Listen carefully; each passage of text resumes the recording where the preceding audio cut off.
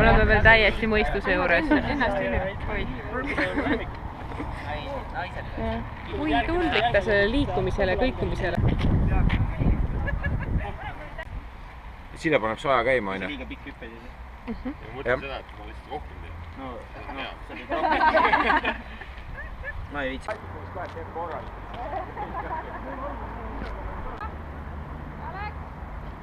Oi, pljääd. Ma oleks praegu poole ringi ühel juba võrku jooksteks. Kõmasin! Kevin Revivente juba!